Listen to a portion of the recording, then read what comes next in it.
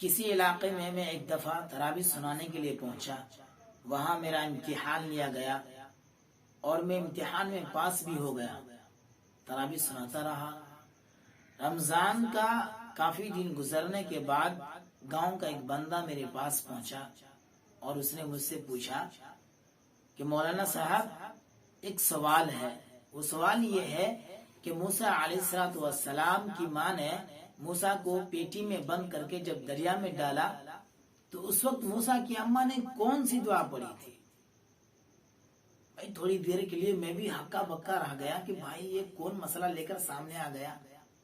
ظاہر سی بات ہے کہ یہ تو ایسے زمانے کی بات ہے کہ شاذر و ناظر کسی کو پتا ہو، لیکن بسا اوقات ایسا ہوتا ہے کہ ایسے جاہل قسم کے لوگ عالموں کے علم کا جائزہ لیتے ہیں، یعنی دیکھتے ہیں کہ ان کے پاس نالج ہے نہیں.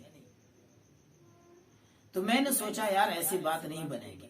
میں نے ان سے کہا کہ بھائی آپ یہ بتاؤ اللہ تبارک و تعالی نے ہم پر کتنی نمازیں فرض کی ہے؟ تو اس نے کہا کہ 5 نمازیں فرض کی ہے. میں نے کہا کہ آپ کو نماز کی دعا اور نماز کا طریقہ پتا ہے؟ تو انہوں نے کہا کہ نہیں، مجھے نماز کی دعا اور نماز کا طریقہ ہمیں پتا تو نہیں ہے. تو میں نے کہا کہ بھائی پہلے آپ نماز کا طریقہ اور نماز کی جو دعا ہے اس کو یاد کر لیجئے اچھی طرح سے. جب آپ کو یاد ہو جائے تب آپ میرے پاس آئیے. اس کے بعد انشاءاللہ میں آپ کو بتا دوں گا کہ موسیٰ کی اماں نے موسیٰ کو دریا میں رکھتے وقت کون سی دعا پڑھی تھی.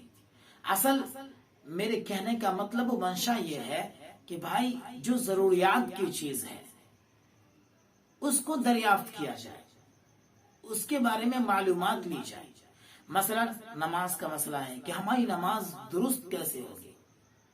نماز میں کئی چیزیں ایسی ہیں جن کی وجہ سے ہماری نماز فاسد ہو جاتی ہے. بھائی نکاح کا مسئلہ ہے، طلاق کا مسئلہ ہے، پڑوسی کا مسئلہ ہے، یہ سارے مسئلے ہیں. ہم ان مسئلوں کے بارے میں پوچھ تاچھ کیوں نہ کریں؟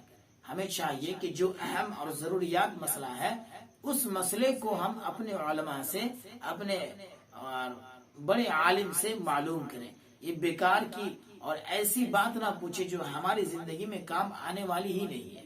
اب بتائیے موسیٰ علیہ السلام کی ماں نے موسیٰ کو دریا میں ڈالتے وقت کون سی دعا پڑھی تھی؟ بھائی آپ جان کے کیا کرو گے؟ آپ کو اگر میں نے بتا بھی دیا تو آپ جان کے کیا کرو گے؟ کیا فائدہ ہے؟ جو ضروریات کی چیز ہے اسے معلوم کرنی چاہیے.